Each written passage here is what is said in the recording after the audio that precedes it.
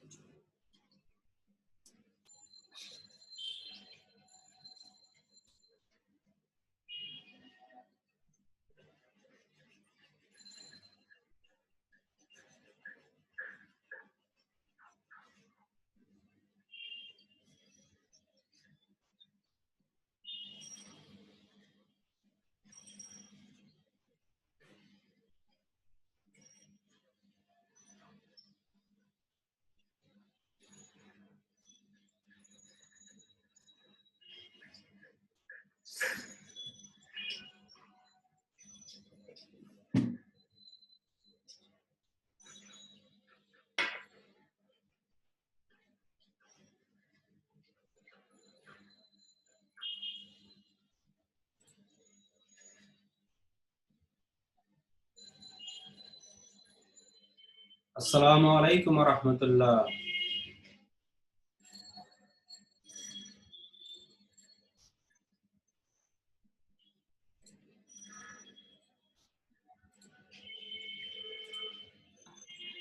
আসসালামু আলাইকুম ওয়া রাহমাতুল্লাহ। ওয়ালাইকুম আসসালাম ওয়া রাহমাতুল্লাহ। স্যার ভালো আছেন? ওয়ালাইকুম আসসালাম ওয়া রাহমাতুল্লাহ। আলহামদুলিল্লাহ। তোমরা সবাই ভালো আছো? ওয়ালাইকুম। জি আলহামদুলিল্লাহ স্যার।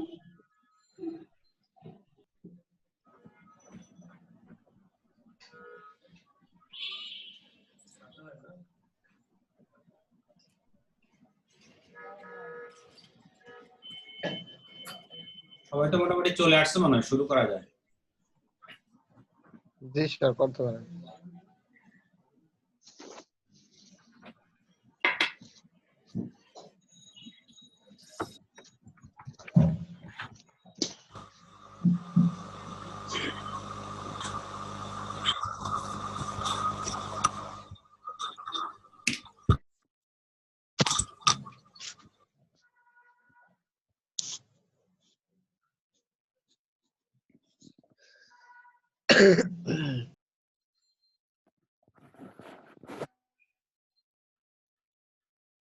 সবাইকে আমার কথা স্পষ্ট শুনতে পাচ্ছ?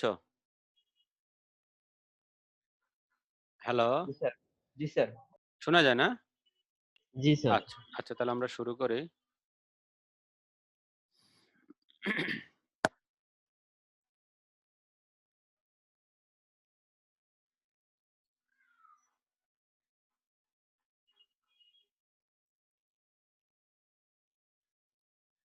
স্ক্রিন কি দেখা যাচ্ছে?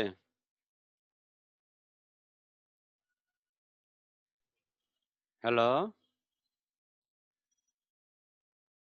তোমরা কি স্ক্রিনে সবার কি মাইক্রোফোন অন অফ হয়ে গেল নাকি?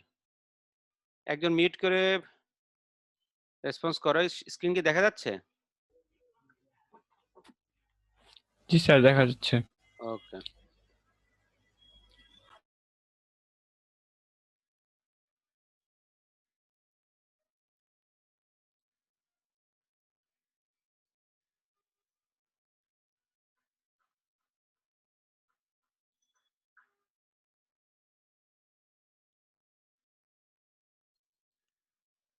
আচ্ছা, আজকে হচ্ছে আমাদের আইসিটি লেকচার 5।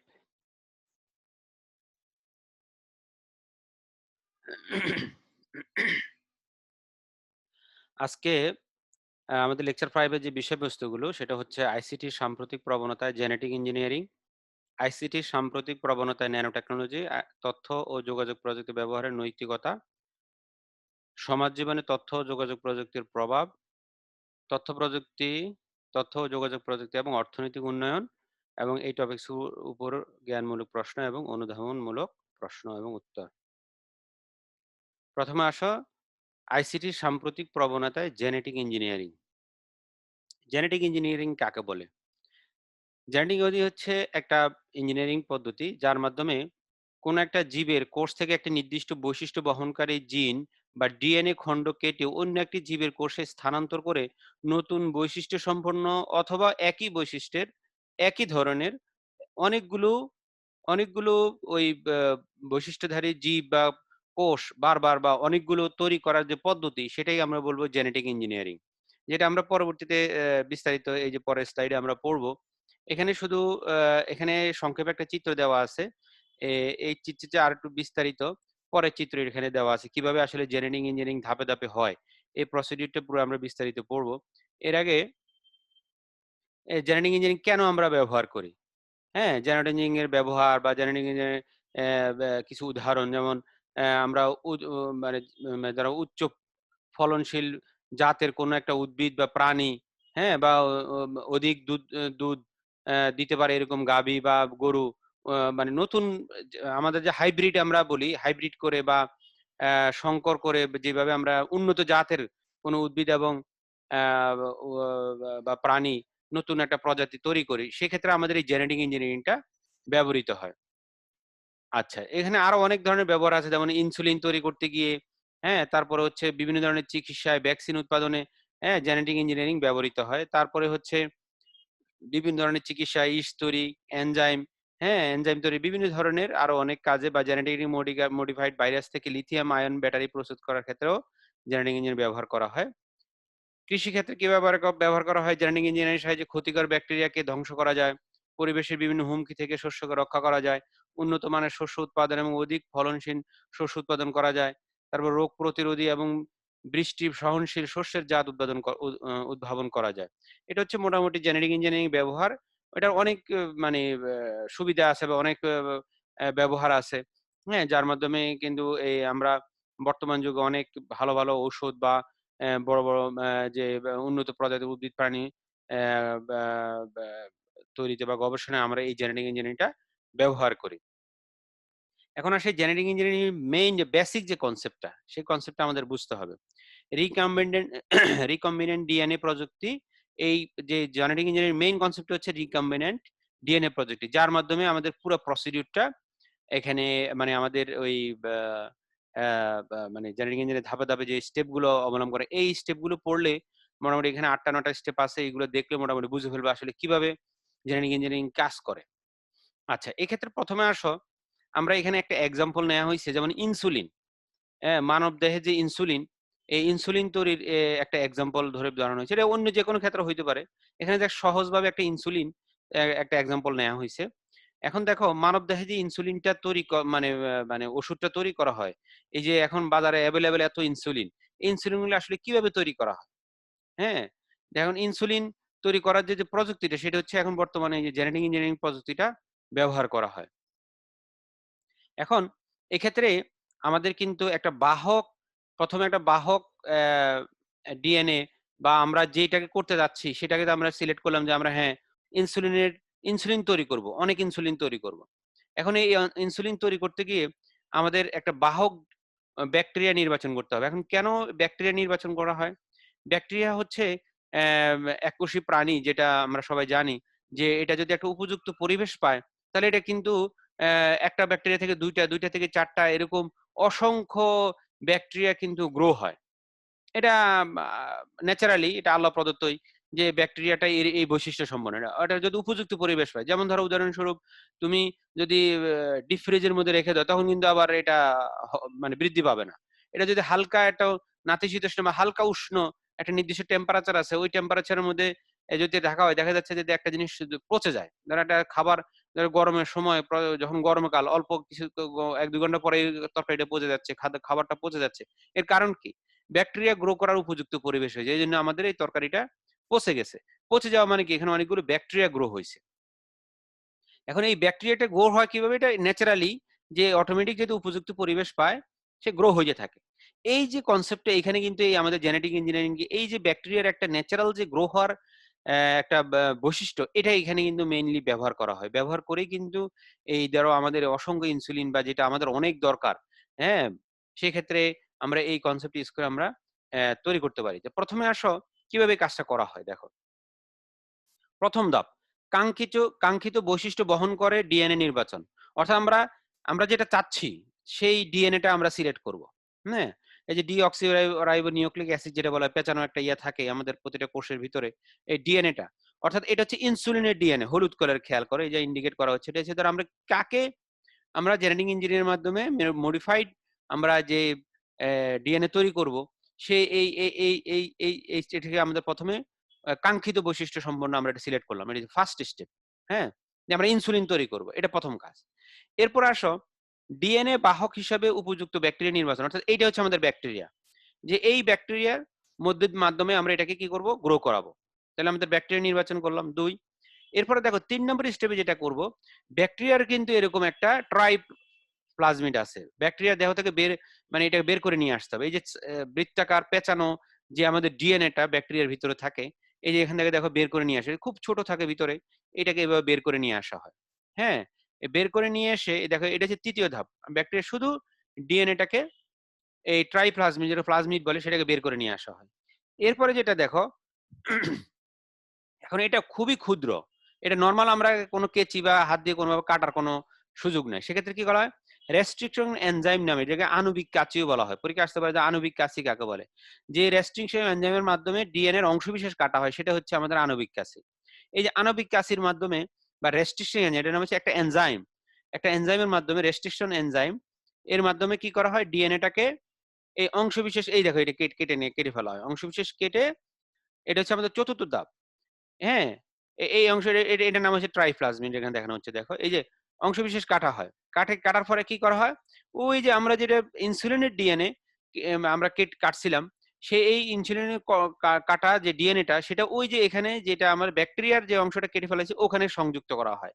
এটাকে বলা লাইগেশন এনজাইমের মাধ্যমে এটাকে আমাদের এটাকে কি করে, প্রতিস্থাপন করা। এটা আরেকটা এনজাইম, এটার মাধ্যমে কি করে, জোড়া দেওয়া হয়। অর্থাৎ আমাদের ডিএনএ কে জোড়া দিতে হবে। ডিএনএ কে এই যে যেটু কাটে, এই যে তাহলে এখানে কি আছে আমাদের, এই যে হলুদ কালার যেটা আছে সেটা হচ্ছে আমাদের ইনসুলিনের ডিএনএ। এটা তাহলে আমাদের পুরো আবার সুন্দর একটা রিকম্বিনেন্ট মানে ট্রাইপ্লাজমিড আমাদের কি হলো, আমাদের এখন এটা আছে কি ব্যাকটেরিয়ার তোমার এই ডিএনএর সাথে এখন কি হলো, আমাদের ইনসুলিনের ডিএনএটা সংযুক্ত হলো। হওয়ার পরে যেটা হলো সেটাকে বলা হয় রিকম্বিনেন্ট ডিএনএ। এখন এইটা হচ্ছে আমাদের রিকম্বিনেন্ট ডিএনএ। এটাকে আবার কি করা হয়, ব্যাকটেরিয়ার দেহে পুনরায়, এখন দেখো যে ব্যাকটেরিয়ার দেহে আবার পুনরায় স্থাপন করা হয়।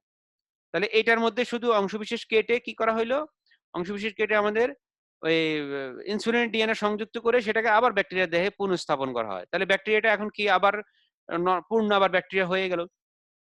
এখন এই ব্যাকটেরিয়াকে যদি একটা উপযুক্ত পরিবেশ দেয়া হয়, হ্যাঁ, এটাকে ফার্মেন্টেশন ট্যাঙ্ক আছে, এটা ধরো একটা নির্দিষ্ট টেম্পারেচারে সুন্দর করে রেখে দেওয়া হয়, হ্যাঁ, যাতে ওই ব্যাকটেরিয়াটা গ্রো হইতে পারে। এই গ্রো হওয়ার জন্যই দেখো আমাদের 7 নম্বর গ্রাফে কি করা হয়, এই যে এই ব্যাকটেরিয়াটাকে আবার এই যে ফার্মেন্টেশন ট্যাঙ্কের মধ্যে একটা নির্দিষ্ট টেম্পারেচার এবং প্রেসার দেওয়ার জন্য দেখো বিভিন্ন নল আছে, এগুলোর মাধ্যমে বিভিন্ন টেম্পারেচার এবং প্রেসার দিয়ে একটা ব্যাকটেরিয়ার গ্রো হওয়ার জন্য একটা উপযুক্ত পরিবেশ তৈরি করে দেওয়া হয়। তখন এখানে লক্ষ লক্ষ কোটি কোটি আমাদের ব্যাকটেরিয়া এখানে গ্রো হয়। ব্যাকটেরিয়া যখন গ্রো হবে, অনেকগুলো ব্যাকটেরিয়া করে, প্রত্যেকটা ব্যাকটেরিয়ার সাথে খেয়াল করো, প্রতিটা ব্যাকটেরিয়া যখন একটা ব্যাকটেরিয়া থেকে দুইটা ব্যাকটেরিয়া হবে, তাহলে এখানে কি এই ব্যাকটেরিয়ার মধ্যে এই প্রতিটা ডিএনএর মধ্যে এখন কি আছে, রিকম্বিনেন্ট ডিএনএ এর মধ্যে প্রত্যেকটার মধ্যে ইনসুলিন আছে। এখন একটা ব্যাকটেরিয়া থেকে যদি দুইটা রিকম্বিনেন্ট ডিএনএ তৈরি হয়, তাহলে কি হবে, আমাদের দুইটা ইনসুলিন তৈরি হয়ে যাবে, একটা ইনসুলিন হয়ে যাবে দুইটা ইনসুলিন। দেখো এখানে অসংখ্য, দেখো এই যে আমাদের এখন ইনসুলিন তৈরি হচ্ছে, মানে এখানে উপযুক্ত পরিবেশ দেওয়ার সাথে সাথে ব্যাকটেরিয়া গ্রো হচ্ছে। আর ব্যাকটেরিয়ার প্রতিটা দেহের মধ্যে এখন কি আছে, প্রতিটার দেহের মধ্যে আমাদের ইনসুলিন আছে। তাহলে যদি একটা ব্যাকটেরিয়া থেকে দুইটা ব্যাকটেরিয়া তৈরি হয় অটোমেটিক ন্যাচারালি উপযুক্ত পরিবেশে, তাহলে আমাদের কি হবে, দুইটা ইনসুলিন তৈরি হয়ে গেল। পরবর্তীতে কি করা হয়, এই পরের ধাপে আমাদের এটাকে হারভেস্ট করা হয়। যেমন আমরা ওই যে লাস্টে ধানটা যখন গ্রো হওয়ার পরে ধানটা আমরা হারভেস্ট করে নিয়ে আসি, অর্থাৎ গোলাজাতকরণ। হ্যাঁ, আমরা কি করব, ওই যে ব্যাকটেরিয়ার দেহ থেকে আবার প্রত্যেকটা ওই যে অংশটা, এই যে আমাদের ইনসুলিন গ্রো হলো, সেটাকে আলাদাভাবে শুধু ইনসুলিন অংশটাকে হারভেস্ট করে নিয়ে আসা হয়। এখন এটাকে পরবর্তীতে কাঙ্ক্ষিত, এটা এই যে দেখো, এটা হচ্ছে কাঙ্ক্ষিত জিনবাহী প্লাজমিড ও ব্যাকটেরিয়া কোষের সংখ্যা বৃদ্ধির কারণে অধিক রিকম্বিনেন্ট ডিএনএ সৃষ্টি হয়। এটা হচ্ছে এই আমাদের ফার্মেন্টেশন ট্যাঙ্কের মধ্যে এই ঘটনা ঘটে, অসংখ্য ব্যাকটেরিয়া তৈরি হয়। আর প্রতিটা ব্যাকটেরিয়া তৈরি হওয়া মানে হচ্ছে আমাদের প্রত্যেকটার সাথে ইনসুলিন তৈরি হয়ে যাওয়া। আর পরের স্টেপে আমাদের কি করে, ইনসুলিনটাকে আলাদাভাবে, ওই ইনসুলিন যেটা গ্রো হয়েছে সেটাকে আলাদাভাবে বের করে নিয়ে আসা হয়, এই যে এখানে দেখানো হয়েছে। পরে এরপরে এটা পরিশোধন করে পরিষ্কার করে এক্সট্রা কিছু যদি থাকে সেগুলো পরিষ্কার করে এটাকে আলাদা করে এই যে বোতলের মধ্যে ওষুধ আকারে মার্কেটে ছাড়া হয়। তখন সবাই যে ইনজেকশনের মাধ্যমে ইনসুলিনটা দেহে গ্রহণ করে মানুষের ওই যে রক্তে যদি অতিরিক্ত গ্লুকোজ আসে সেক্ষেত্রে কি করে, এটাকে নিউট্রাল করে দেয় আমাদের এই ইনসুলিন। এখন দেখো এই যে রিকম্বিনেন্ট ডিএনএ প্রযুক্তির মাধ্যমে আমরা এই ইনসুলিন কিন্তু এভাবে তৈরি করতে পারি। ব্যাকটেরিয়ার দেহে ইনসুলিনটা অ্যাড করে দিয়ে এই উপযুক্ত পরিবেশে ইনসুলিনটা ব্যাকটেরিয়াকে গ্রো করে আমরা অসংখ্য ইনসুলিন তৈরি করতে পারি। এরপর আসো এখানে দেখো রিকমেন্ডেড পদ্ধতি, আমি যে কথাগুলো বলছি এখানে ধাপে ধাপে ওই কথাটাই বলা আছে, এগুলো প্রত্যেকটা ম্যাক্সিমাম বইতে এটা পাবা। এটা জাস্ট আমার এখানে যে বুঝাইছি ওটাই ধাপে ধাপে লেখা আছে, অন্য কিছুই নাই এখানে। আচ্ছা, আমাদের এরপর আসো পরের টপিকস। পরের টপিকস হচ্ছে আমাদের আইসিটি সাম্প্রতিক প্রবণতায় ন্যানো টেকনোলজি। আইসিটি সাম্প্রতিক প্রবণতায় ন্যানো টেকনোলজি। ন্যানো টেকনোলজি হচ্ছে কি, যে প্রকৌশল শাস্ত্রের মাধ্যমে আণবিক এবং পারমাণবিক স্কেলের বস্তু নিয়ে গবেষণা এবং উদ্ভাবনের মাধ্যমে অতি ক্ষুদ্র ডিভাইস তৈরি করা যায় তাকে ন্যানো প্রযুক্তি বলে। 1 ন্যানোমিটার হচ্ছে 1 মিটারের 100 কোটি ভাগের 1 ভাগ, অর্থাৎ 1 ন্যানোমিটার সমান 10⁻⁹ মিটার। খুবই ক্ষুদ্র, যে তুমি খালি চোখে দেখতে পারবে না, এত ক্ষুদ্র। মানে ধরো এই যে দেখো একটা স্কেল, এই যে 1 মিটার, তারপরে এটা হচ্ছে 10 ভাগের 1 ভাগ, 100 ভাগের 1 ভাগ, করতে করতে করতে করতে এখানে 10⁻⁹ এটা খুবই ক্ষুদ্র। হ্যাঁ, এখানে এই রেঞ্জের বিভিন্ন এই যে অবজেক্ট দেখানো হচ্ছে, দেখো ডিএনএ, এই যে ডিএনএ এখানে যতটুকু ডিএনএ এটা হচ্ছে 2 ন্যানোমিটার, খুবই ক্ষুদ্র। ডিএনএ কত ছোট এবার চিন্তা করো। হ্যাঁ, তারপরে হচ্ছে এখানে ধরো বিভিন্ন ধরনের যে ভাইরাস, যেমন এই যে একটা ভাইরাসের এখানে দেখানো হচ্ছে 150 ন্যানোমিটার। হ্যাঁ, খুবই ক্ষুদ্র। এগুলো ইলেকট্রন মাইক্রোস্কোপ দিয়ে কিন্তু দেখা যায়। যাই হোক, এটা এখানে যেটা দেখানো হচ্ছে এটা হচ্ছে ন্যানোমিটার বা ন্যানো বলতে কি বোঝায়। তাহলে এই দেখো এত ক্ষুদ্র, যেটা আমরা খালি চোখে দেখতে পারবো না, এই ক্ষুদ্র ক্ষুদ্র বস্তু দিয়ে আমাদের যদি গবেষণা করে বিভিন্ন ধরনের ছোট ছোট যন্ত্রাংশ তৈরি করা হয়, সেই প্রযুক্তিটাকে বলবো আমরা ন্যানো টেকনোলজি। এখন আসো এখানে দেখো তোমার হাতের আঙ্গুলে একটা মাছির মতো একটা জিনিস দেখা যাচ্ছে, একটা হাতের আঙ্গুলের মধ্যে খুবই ছোট, এটা একটা রোবট, মাছি রোবট। হ্যাঁ, তাহলে দেখো এই রোবট বলতে কি, রোবট একটা কম্পিউটার। রোবট কিন্তু একটা পুরো একটা কম্পিউটার, তার মধ্যে এর ভিতরে একটা কম্পিউটার আছে, এর মধ্যে মাদারবোর্ড আছে, প্রসেসর আছে, মোটর আছে, এই যে পাখাটা নাড়ানোর জন্য। তার মানে ভিতরে যে ডিভাইস গুলো তাহলে কত ক্ষুদ্র। রোবট মাছিটা যদি এত ছোট হয়, তার ভিতরের যে ভিতরে যে ছোট ডিভাইস গুলো, যন্ত্রাংশ গুলো, তাহলে এটা কত ছোট। তাহলে এই যে ছোট ছোট যন্ত্রাংশ তৈরি করতে হবে কোন প্রযুক্তি দিয়ে, সেটা করতে হবে আমাদের ন্যানো টেকনোলজির মাধ্যমে, অর্থাৎ ন্যানো প্রযুক্তির মাধ্যমে আমাদের এই ছোট ছোট আমাদের যন্ত্রাংশ তৈরি করতে হবে। তারপরে ধরো আমাদের এই যে ন্যানো বা ছোট যন্ত্রাংশ কেন দরকার হয়, যেমন ধরো আমাদের দেহের বিভিন্ন যে শিরা উপশিরা গুলো আছে দেহের ভিতরে, এখন দেখো বিভিন্ন ধরনের অ্যানজিওগ্রাম বা বিভিন্ন ধরনের অপারেশন, হার্টের ভিতরে কি কি আছে এটা দেখার জন্য, বা ব্লক আছে কিনা, এখানে দেখো একটা পাইপের মাধ্যমে ওই যে মানুষের মানে শিরার ধমনের মধ্যে দিয়ে একটা ক্যামেরা এখানে প্রবেশ করানো হয়। এখন ক্যামেরাটা দেখো ভিতরে যে ছোট ক্যামেরাটা, কত ছোট ক্যামেরা, এটা দেখা মানুষের রগ গুলো দেখো কত চিকন চিকন রগ, এর ভিতরে একটা ক্যামেরা যাচ্ছে, এই ক্যামেরাটা আবার আমাদের কম্পিউটার স্ক্রিন দেখা যায়, তাহলে তো ওই ক্যামেরাটা কত ক্ষুদ্র। তাহলে এই ছোট ক্ষুদ্র যন্ত্রাংশ যদি তৈরি করা না যায়, তাহলে কিন্তু আমরা ভিতরে মানব দেহের ভিতরে এই রগের ভিতরে কি আছে, ব্লক আছে কিনা, আমরা কিন্তু ক্যামেরার মাধ্যমে দেখতে পেতাম না। এখন দেখো এই ছোট যন্ত্রাংশ আমাদের বাস্তব দরকার আছে, এই ধরো এই যে অপারেশনের ক্ষেত্রে বা বিভিন্ন আরো অনেক যন্ত্র, যেমন ধরো আমাদের এই যে মাইক্রোপ্রসেসর, এই যে প্রসেসর গুলো একদম হাতের আঙ্গুলের মধ্যে খুবই ছোট। হ্যাঁ, যদি এই ন্যানো প্রযুক্তি না আসতো তাহলে কিন্তু আমাদের কম্পিউটার গুলো দেখো, প্রথম যে কম্পিউটার গুলো ছিল একটা বিল্ডিং সমান বড় একটা কম্পিউটার ছিল, এরপরে সেটাকে ছোট করে ডেস্কটপে নিয়ে আসা হয়েছে, তারপরে ল্যাপটপ বা কোলের মধ্যে আমরা রেখে কাজ করতে পারি, তারপরে পাম টাম চলে আসছে, এখন তো আমাদের স্মার্টফোন হাতের মধ্যে। এই যে আমাদের স্মার্টফোন হাতের মধ্যে আসার পিছনে মেইন প্রযুক্তিটা কাজ করতেছে হচ্ছে আমাদের এই ন্যানো টেকনোলজি।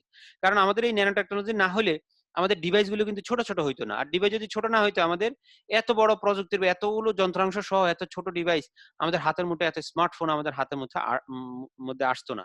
বা আমাদের এই যে আমরা হার্ড ডিস্ক যেটা বলি, অনেক যে 1 টেরাবাইট 2 টেরাবাইট এরকম মেমোরি স্পেস ধারণ ক্ষমতা সম্পন্ন যে মেমোরি ডিভাইস গুলো, সেগুলো আসতো না। অর্থাৎ প্রতিটা জিনিস কিন্তু যন্ত্রের সঙ্গে ছোট হয়ে আসতেছে। ছোট হওয়ার কারণের পিছনে মেইন কারণ হচ্ছে আমাদের এই যে ন্যানো প্রযুক্তি। অর্থাৎ বড় যে যন্ত্রটা যেভাবে কাজ করবে সেটাকে আরো ছোট করে নিয়ে আসে ওই ছোট যন্ত্রটা একইভাবে কাজ করবে। তাহলে ছোট যন্ত্রটা যদি কাজ করতে হয় তাহলে এর ভিতরে যে সার্কিট গুলো আছে সেগুলোকে ছোট করতে হবে। এখন ছোট করার জন্য আমাদের কি লাগবে? এই ন্যানো টেকনোলজি লাগবে। আশা করি তোমরা বুঝতে পারছো। যেমন দেখো এখানে কয়টা ব্যবহার দেখা যাচ্ছে, সুপার কম্পিউটার তৈরিতে, সোলার সেল হ্যাঁ তৈরিতে, তারপরে যে বিভিন্ন ক্ষুদ্র ক্ষুদ্র মোটর, পাম্প হ্যাঁ এগুলো তৈরিতে, তারপরে ন্যানো পার্টিকেল তৈরিতে, তারপরে হচ্ছে বেসবল ব্যাট তৈরিতে কার্বন ন্যানোমিটার টিউব ব্যবহার করা হয়, সার্জিক্যাল যন্ত্রপাতি তৈরিতে এই যে ন্যানো সিলভার ব্যবহৃত হয়, ন্যানো টেকনোলজির সাহায্যে কৃত্রিম অঙ্গ প্রত্যঙ্গ ড্রাগ তৈরি করা হয়, এছাড়া ক্যান্সার কোষ চিহ্নিত করার জন্য জৈব এবং রাসায়নিক সেন্সর এবং ন্যানো টেকনোলজির মাধ্যমে তৈরি করা হয়। এর সুবিধাগুলো কি? ন্যানো টেকনোলজির সাহায্যে পণ্য দ্রুতগতি সম্পন্ন, শক্তিশালী, স্মার্ট এবং নিরাপদ এবং অধিকতর সূক্ষ্ম হয়। এর অসুবিধা কি? এটা অনেক সময় পরিবেশের দূষণ করতে পারে, এটা তো খরচ এটা অনেক বেশি হইতে পারে, স্বাস্থ্যের জন্য কিছু কিছু ক্ষেত্রে ঝুঁকিপূর্ণ হইতে পারে। এই প্রযুক্তির মাধ্যমে আণবিক অস্ত্র তৈরি করা হয় যা অধিকতর ধ্বংসাত্মক। তারপরে গোপনীয় শারীরিক অংশের বৈশিষ্ট্য জানা সম্ভব এবং এটা যা নৈতিকতা বিরোধী। তারপর বেকারত্ব বাড়াতেও সম্ভাবনা আছে। দেখা যাচ্ছে যে এটা যদি সব চলে আসে, মানুষের কাজ যাতে যন্ত্রে করা শুরু করবে তখন মানুষের বেকার হওয়ার সম্ভাবনা থাকে। যদি এটা অসুবিধা খুব কম, তারপরে এটা অসুবিধা হিসেবে ধরা হয়। এরপরে আসো আমাদের তথ্য এবং যোগাযোগ প্রযুক্তির নৈতিকতা। নৈতিকতা বলতে কি বোঝায়?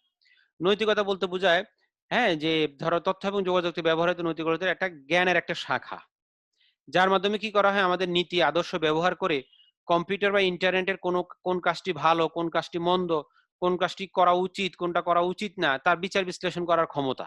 এটা হচ্ছে আমাদের নৈতিকতা। যেমন আমরা কোন একজন মানুষের নীতি ভালো বা একজনের নৈতিকতা ভালো বা এই লোকটা ভালো এই লোকটা খারাপ, আমরা কিভাবে বিচার করি হচ্ছে সে তার নীতি আদর্শ ভালো কিনা, সে সঠিক কাজগুলো করে কিনা, সে রাইট কাজগুলো করে কিনা, সে রং কাজগুলো বাদ দেয় কিনা। তাহলে যে বিষয়গুলোর মাধ্যমে আমরা এই কোনটা রাইট কাজ কোনটা রং কাজ সেগুলোকে আমরা আইডেন্টিফাই করি, সেটাই হচ্ছে আমাদের নৈতিকতা। 1992 সালে কম্পিউটার ইথিক্স ইনস্টিটিউট 10টা নির্দেশনা দিয়েছেন এই আমাদের নৈতিকতার বিষয়ে 10টা নির্দেশনা দিয়েছে। যেমন তোমার অন্যের ক্ষতি করার জন্য কম্পিউটার ব্যবহার করা যাবে না। কম্পিউটার প্রযুক্তি এমনভাবে ব্যবহার করো যাতে তোমরা অন্যের কাজের উপর হস্তক্ষেপ না হয়। তারপর অন্যের ফাইল সমূহ হতে গোপন তথ্য সংগ্রহ না করা, অন্যের ফাইল সমূহ হতে তথ্য উপাত্ত সমূহ চুরি না করা, চুরির উদ্দেশ্যে কম্পিউটার ব্যবহার না করা, মিথ্যা সাক্ষ্য প্রমাণ বহ করে কম্পিউটার ব্যবহার না করা। আচ্ছা এখানে একটা বানানটা দেখে নিতে হবে, এটা ভুল হয়েছে। অনুমতি ব্যতীত কম্পিউটার রিসোর্স সমূহ ব্যবহার করে থেকে বিরত থাকা, অন্যের বুদ্ধিদীপ্ত এবং গবেষণালব্ধ ফলাফল নিজের মালিকানা বলে দাবি করা অনুচিত। তারপর সফটওয়্যার বাস্তবায়নের পূর্বে তার সমাজের উপর কি প্রভাব পড়বে তা চিন্তা করা উচিত। তারপর কম্পিউটার ব্যবহারের সময় অন্যের প্রতি শ্রদ্ধাশীল এবং সৌজন্য প্রদর্শন করতে হবে। এগুলো হচ্ছে 10টা নির্দেশনা যে কোনটা করতে হবে কোনটা করা যাবে না। এখানে চিত্রের মধ্যে দেখো যেমন ই কমার্সটা ভালো, তারপর হচ্ছে ইমেল, আউটসোর্সিং, অনলাইন ব্যাংকিং, এগুলো রাইট কাজ। ইন্টারনেটে তুমি এই কাজগুলো করতে পারবা। এবার ইন্টারনেটে তুমি প্লেজারিজম করা যাবে না। অর্থাৎ প্লেজারিজম আমরা বলতে কি বোঝায়? প্লেজারিজম অন্যের কোনো আর্টিকেল বা অন্য জিনিস তুমি নিজের বলে চালিয়ে দেওয়া। তৈরি করছে একজন, আবিষ্কার করছে, তুমি কি বলে চুরি করে বলে এটা আমি আবিষ্কার করছি, এটা বলে প্লেজারিজম। এটা করা যাবে না। হ্যাকিং করা যাবে না, সাইবার আক্রমণ করা যাবে না, স্প্যামিং করা যাবে না, ফিশিং করা যাবে না। এগুলো আমরা পরের ডেফিনিশন পড়তেছি। দেখো এই যে কম্পিউটার ক্রাইম সম্পর্কে কিছু সংক্ষিপ্ত বর্ণনা, যেমন ধরো প্লেজারিজম যেটা বললাম, অন্যের লেখা গবেষণালব্ধ তথ্য ইত্যাদি নিজের নামে চালিয়ে দেওয়া, সেটাকে বলা হয় প্লেজারিজম। এটা করা যাবে না। তারপর হচ্ছে হ্যাকিং, শক্তিশালী প্রোগ্রাম রচনা এবং তার প্রয়োগের মাধ্যমে কোনো ব্যবহারকারীর অনুমতি ব্যতীত তার কম্পিউটারে প্রবেশ করে গোপন তথ্য চুরি করাকে হ্যাকিং বলা হয়। সাইবার চুরি কি? ইন্টারনেটের মাধ্যমে কোনো ব্যবসায়ী বা ব্যক্তির তথ্য চুরি করাকে সাইবার চুরি বলে। সাইবার চুরি দুই ধরনের, একটা ডাটা চুরি, আইডি চুরি। তারপর সাইবার আক্রমণ, তথ্য এবং যোগাযোগ ব্যবহার করে কোনো কম্পিউটারের নিয়ন্ত্রণ অর্জনের প্রচেষ্টাকে বলা হয় সাইবার আক্রমণ।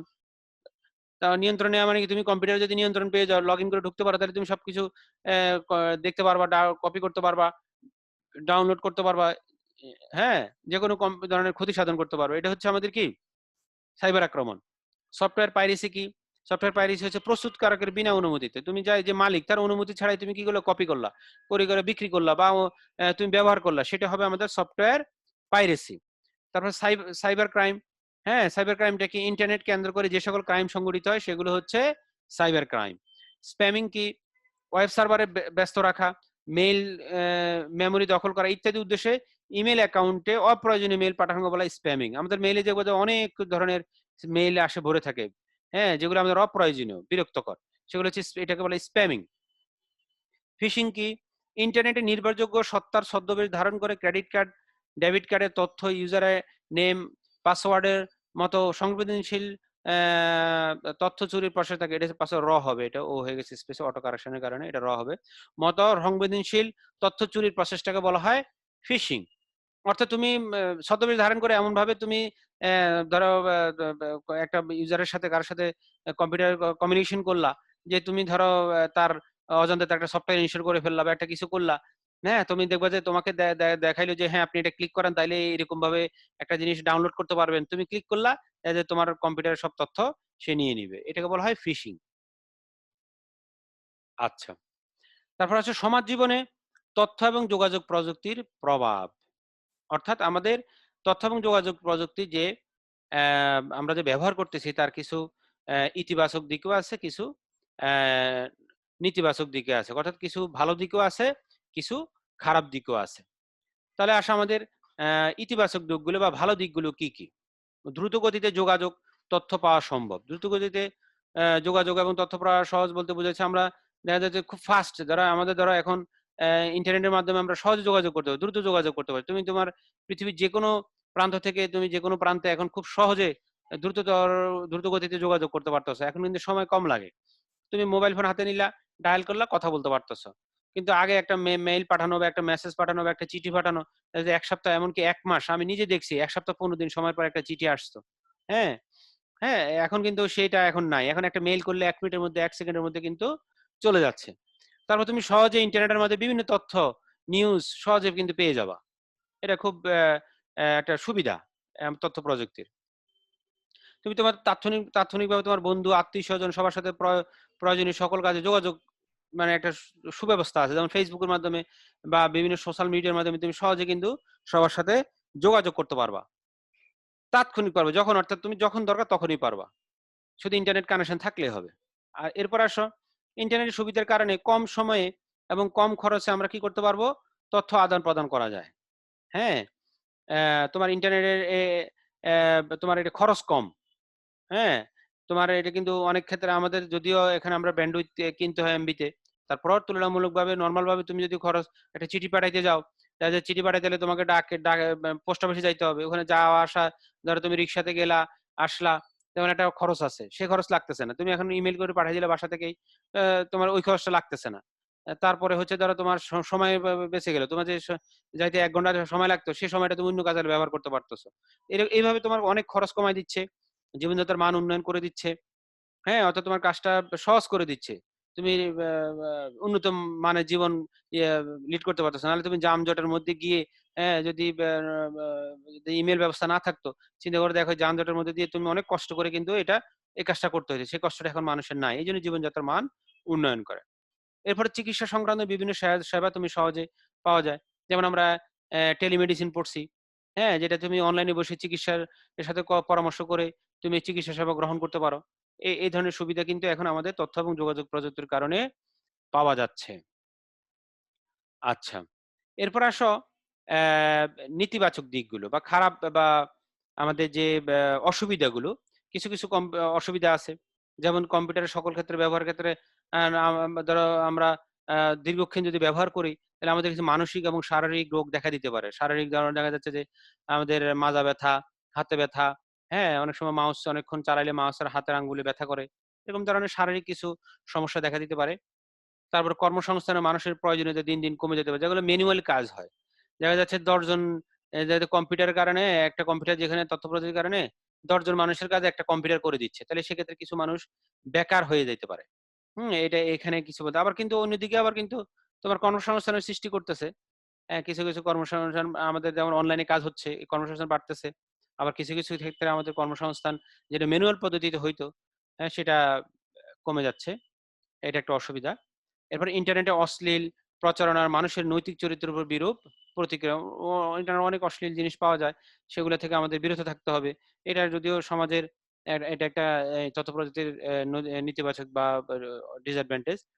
ইন্টারনেটে বিভিন্ন রকমের অপরাধমূলক কর্মকাণ্ড বেড়ে যাচ্ছে।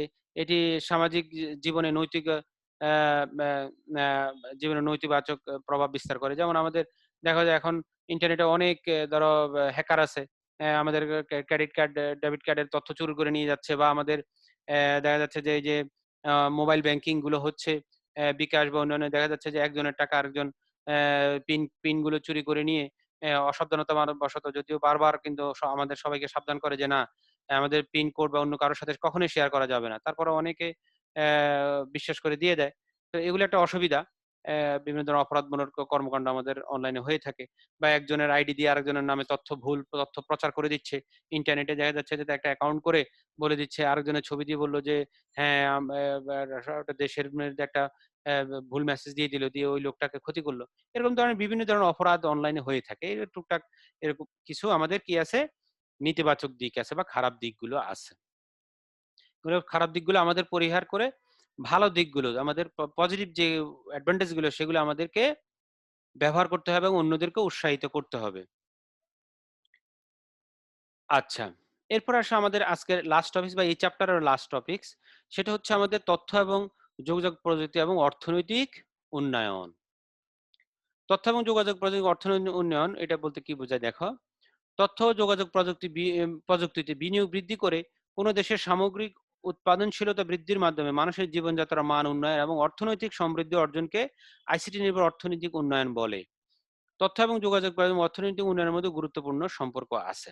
আমরা এখন বর্তমানে দেখতে পাচ্ছি যে আসলে একটা দেশের অর্থনৈতিক উন্নয়নের সাথে কিন্তু আমাদের তথ্য এবং যোগাযোগ প্রযুক্তির কিন্তু একটা গভীর সম্পর্ক আছে। অর্থাৎ এখন যে দেশ যত বেশি তথ্য প্রযুক্তিতে উন্নত, সেই দেশ তত বেশি উন্নত, অর্থনৈতিকভাবে উন্নত। অর্থনৈতিক উন্নয়ন বলতে কি বোঝায়, আমাদের দেখা যায় আয় রোজগার, অর্থাৎ প্রত্যেক মানুষের যে ইনকাম সেটা বৃদ্ধি পাওয়া, যাতে কোনো একটা মানুষের ইনকাম বৃদ্ধি পায় বা অর্থ উপার্জন বা টাকা ইনকামের সুযোগ বৃদ্ধি পায়, বা একজন মানুষের বেতন বা যে আর্ন করে বা ইনকাম করে সেটা যদি বৃদ্ধি পায়, তাহলে অবশ্যই তার জীবনযাত্রার মান উন্নয়ন হবে এবং তার জীবনটা সামগ্রিকভাবে কি হবে, স্বাচ্ছন্দ্য হবে, বা সে সুন্দর মতে তার জীবন যাপন করতে পারবে। অর্থনৈতিক উন্নয়ন হলে সবাই চায় কিন্তু সে একটা ধনী হোক বা তার টাকা পয়সা বেশি ইনকাম হোক। এখন এটা করার জন্য আমাদের কিন্তু তথ্য এবং যোগাযোগ প্রযুক্তি অনেক হেল্প করতেছে।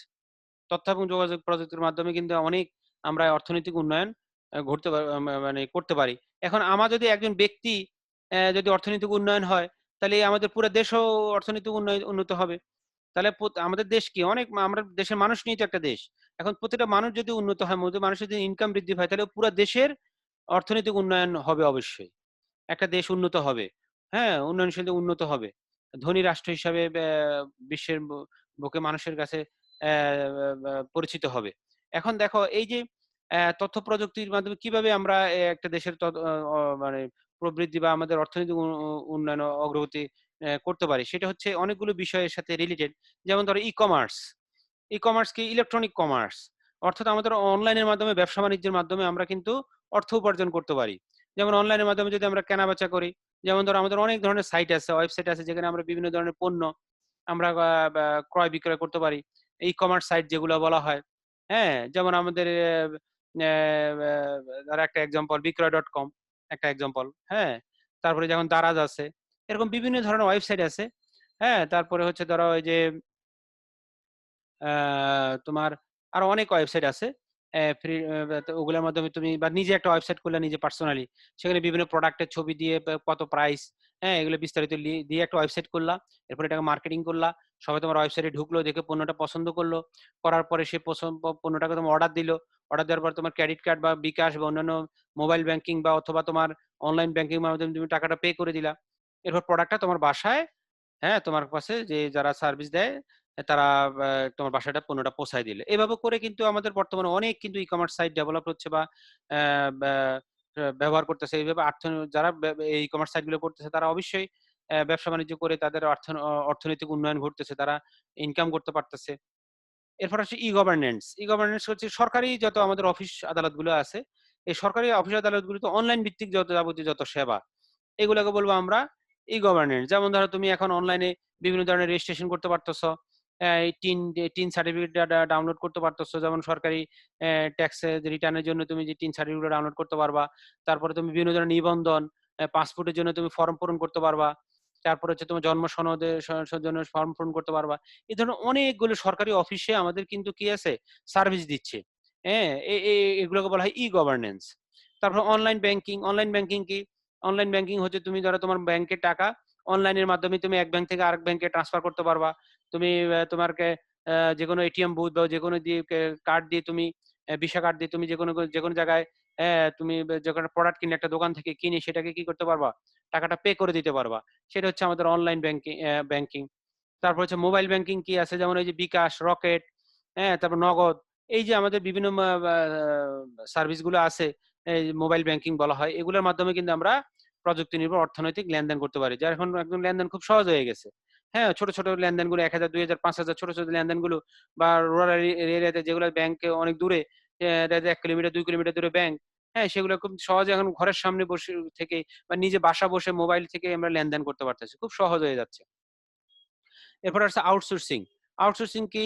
দেখা যাচ্ছে যে আমাদের আমরা অনলাইনে কিন্তু ফ্রিল্যান্সিং এর মাধ্যমে আমরা কিন্তু এখন দেশে ঘরে বসেই দেশের বাইরে অন্য দেশের কোনো প্রতিষ্ঠানে কাজ করে আমরা কিন্তু বৈদেশিক মুদ্রা অর্জন করতে পারি।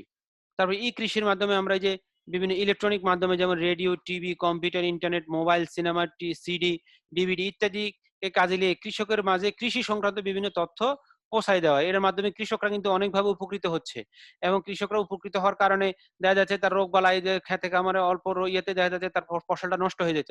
এখন কিন্তু বিভিন্ন তথ্যগুলো পাওয়ার কারণে কিন্তু সেই ফসলটা নষ্ট কম হচ্ছে। তার ফসল নষ্ট কম হওয়ার কারণে তার অর্থনৈতিক উন্নয়ন অনেক হচ্ছে। তার দেখা যায় অনেক ক্ষতি হয়ে যাওয়ার কথা, অনেক ক্ষতি হয়ে যেত আগে। এখন এই যে আমাদের তথ্য প্রযুক্তির কারণে সেই তথ্যগুলো অ্যাভেলেবল পেয়ে যাচ্ছে। বিভিন্ন মিডিয়াগুলোর মাধ্যমে সে এখন আধুনিক যে রোগ বালাইয়ের বিভিন্ন সম্পর্কে তথ্য, বা কোন সময় বা আবহাওয়ার পূর্বাভাস, বা কোন সময় কোন ফসলটা বুনলে তার লাভ হবে, বেশি ফসল হবে, সেগুলো তথ্যগুলো কিন্তু পাচ্ছে। এর ফলে কিন্তু তার অর্থনৈতিক উন্নয়ন ঘটতেছে। এটা হচ্ছে মোটামুটি আমাদের লাস্ট টপিক, এবং চ্যাপ্টার 1 আমাদের শেষ। চ্যাপ্টার 1 এর রিলেটেড যে আজকে যে টপিক গুলো পড়ানো হয়েছে সেগুলো যেমন জেনেটিক পড়ানো হয়েছে, ন্যানো টেকনোলজি পড়ানো হয়েছে, ই কমার্স পড়ানো হয়েছে, হ্যাঁ, জিএমও বা জেনেটিক্যালি মডিফাইড অর্গানিজম, জিএমও, এগুলো পড়ানো হয়েছে। এখানে যে আজকে যে টপিক গুলো পড়ানো হয়েছে ওগুলোর উপরে ছোট কিছু প্রশ্ন, জ্ঞানমূলক প্রশ্ন, এবং এই যেমন ধরো দুটো অনুবাদমূলক প্রশ্ন আছে। বিভিন্ন ব্যাকটেরিয়া অণুজীব থেকে জীবন রক্ষাকারী ওষুধ ব্যাখ্যা করা যায়, এটা জেনেটিক ইঞ্জিনিয়ারিং সম্পর্কে তোমাকে কিছু বর্ণনা করতে হবে। তারপর আধুনিক প্রযুক্তি ব্যবহারের কারণে হার্ড ডিস্কের তথ্য সংরক্ষণ ক্ষমতা দিন দিন বাড়ছে। এটা কিভাবে? আমাদের ন্যানো প্রযুক্তির কারণে কিন্তু হার্ড ডিস্কের ধারণ ক্ষমতা বাড়তেছে। হ্যাঁ, এটা ন্যানো টেকনোলজি সম্পর্কে এখানে বুঝে অনুধাবন করে তোমাকে এটা সম্পর্কে ব্যাখ্যা করতে হবে। তো আজকের টপিকস, আজকের লেকচার এ পর্যন্তই। আজকে তোমাদের মাইক্রোফোনটা আমি অন করে দিচ্ছি।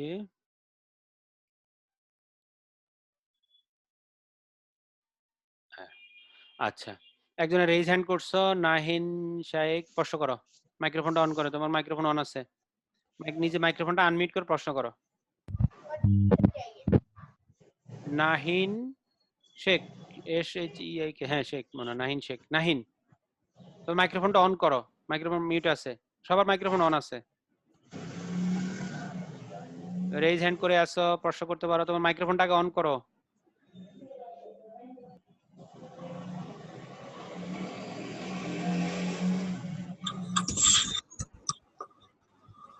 প্রশ্ন আছে কারো? স্যার হ্যাঁ বলো। কি বলবো স্যার? তুমি রেইজ হ্যান্ড করে আসো, একজন বলতেছি দেখতেছি, এই জন্য বললাম প্রশ্ন করতে। ঠিক আছে, কারো যদি প্রশ্ন থাকে তো তোমরা পরের ক্লাসে শুরুতেও করতে পারবা। তোমরা এই সবগুলো প্রথম চ্যাপ্টারের সবগুলো টপিকস কিন্তু ভালো করে পড়বা। এমসিকিউ গুলো ভালো করে বিভিন্ন 2-3টা বই থেকে কালেক্ট করে এমসিকিউ গুলো সবগুলো পড়ে ফেলবা। ক্লাস কিন্তু এখানেই শেষ, কিন্তু ওই যে এখনই অটোমেটিক অফ হয়ে যাবে। হ্যাঁ, সবাই ভালো থাকবা। Okay sir. ক্লাসে পর্যন্ত আসসালামু আল্লাহ আলাইকুম হাফেজ। স্যার। আসসালামু আলাইকুম ওয়া রাহমাতুল্লাহ। স্যার ফেসবুকে দিয়ে দিন পড়াটা, ইয়া ভিডিওটা। আসসালামু আলাইকুম স্যার।